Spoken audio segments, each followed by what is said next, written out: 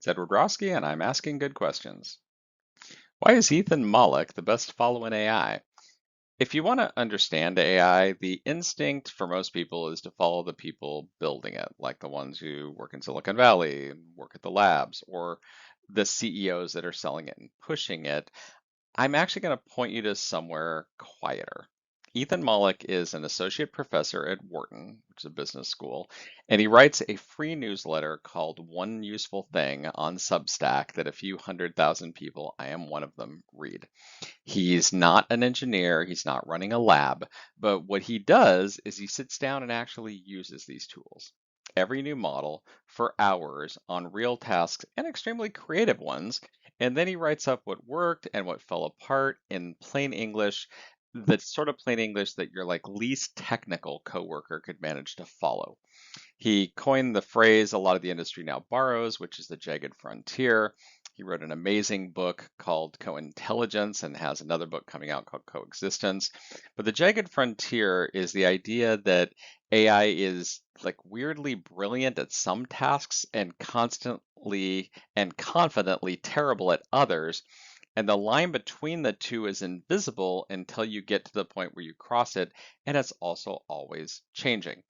He got kind of famous for asking models to draw otters using Wi-Fi on airplanes, which kind of tells you something about him.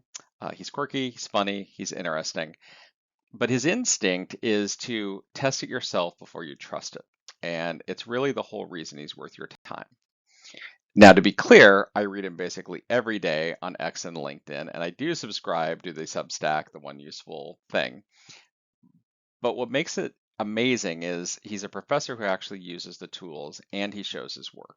So when Mollick says AI helps with something, he's usually got the evidence to back it up. He's run plenty of real world experiments. He ran one with BCG, the Boston Consulting Group. More than 700 consultants, half given AI, half of them not. And on the task that sat inside the AI strengths, the ones using it finished about a quarter faster. This was a slightly older experiment. I'm sure it'd be higher now. But the weaker performers, the weakest performers, gained the most when they were given AI. But on tasks that sat just outside of its range, those same people were more likely to get it wrong because the AI was confidently walking them off of a cliff. And that study is a really honest picture of how AI works nowadays. It gives you a real boost on the tasks that it's actually built for. It gives you a real risk on the ones that it isn't. It confidently drives you through both of them. I also appreciate his rules. One of them is that you should always invite AI to the table, meaning use it for everything until you learn its shape, learn where the edges of that jagged frontier actually are. And I've been doing this since the start of 2023, and I'm really good at finding that jagged frontier and then finding out that the next model has pushed that jagged frontier. Because one of his basic rules is to assume that this is the worst AI you will ever use. And every AI after this will be better, and you should plan on it getting better. He also skips the hype and he skips the doom, which is a very narrow lane. Someone to do both of those these days.